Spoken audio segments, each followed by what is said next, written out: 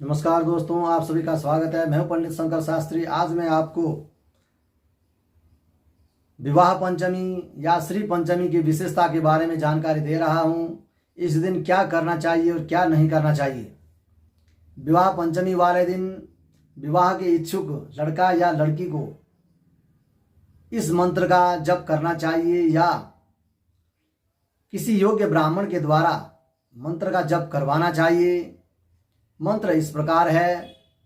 पत्नीं मनोरमां देवीं मनोवृत्तानुसारिणीं तारिणीं दुर्ग संसारः सागरस्य कुलोद्भवाम्। इस मंत्र का जप करने से मनोनुकूल पत्नी की प्राप्ति होती है, कुल में वृद्धि करने वाली पत्नी की प्राप्ति होती है और मनोभाव को समझने वाली पत्नी की प्राप्ति होती है। इसी प्रकार योग्य पति की प्राप्ति होती है और अपने मनोनुकूल पति की प्राप्ति होती है और अपने इच्छित पुत्र की प्राप्ति होती है, यानी वंश की वृद्धि करने वाली आपको आशीर्वाद प्राप्त होगी। इसी प्रकार मंत्र का जप करने से आपको माता पार्वती के द्वारा लाभ अवश्य प्राप्त होगा। विवाह पंचमी या श्री पंचमी के दिन विवाह के इच्छुक लड़का या लड़की को माता पार्वती को षोडशोपचार से पूजन करके स्वाग की सभी सामग्री अर्पण करनी चाहिए, मीठा भोग लगाना चाहिए। उसके पश्चात माता पार्वती से प्रार्थना करनी चाहिए, आशीर्वाद लेना चाहिए। इस प्रकार से पूजन करने से जिस प्रकार माता सीता के ऊपर प्रसन्न होकर के श्री राम जैसे पति की प्राप्ति हुई, इसी तरह यदि आप भी इस प्रकार से पूजन करती हैं या करते हैं तो अवश्य ही योग्य पति की प्राप्ति होगी और योग्य पत्नी की भी प्राप्ति होगी। इस तरह से आराधना उपाय करें। यदि 28 नवंबर को विवाह पंचमी वाले दिन इसको श्री पंचमी भी कहते हैं, यानी लक्ष्मी जी का दिन।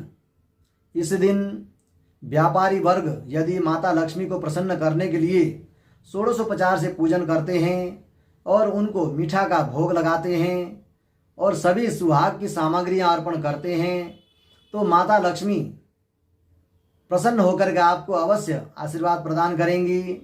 माता लक्ष्मी की प्रीति के लिए कमल गट्टा अवश्य चढ़ाना चाहिए या कमल का फूल अवश्य चढ़ाना चाहिए और कमल गट्टे की माला से आप ओम जय श्री महालक्ष्म्यायै नमः मंत्र का 108 जप कर सकते हैं।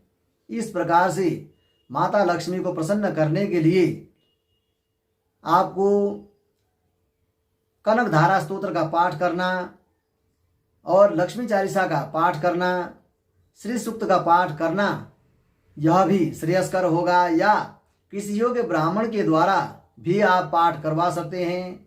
इस तरह से पाठ करने से माता लक्ष्मी अवश्य प्रसन्न होंगी और आपको आशीर्वाद प्रदान करेंगी और आपके जीवन में, आपके व्यापार में अवश्य सुंदर एवं व्यापार की वृद्धि अवश्य करेंगी।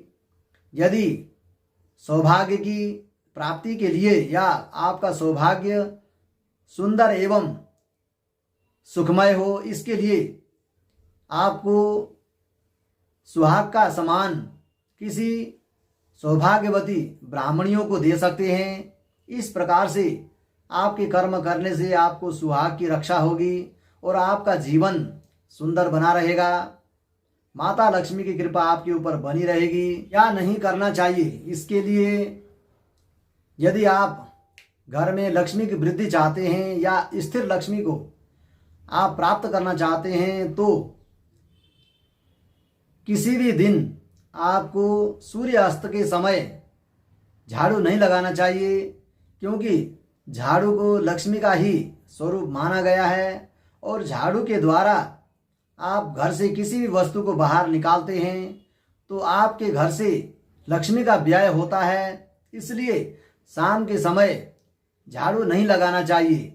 मेरे YouTube चैनल को देखने एवं सुनने के लिए आप लाइक शेयर सब्सक्राइब अवश्य करें, बेल आइकन को अवश्य दबाएं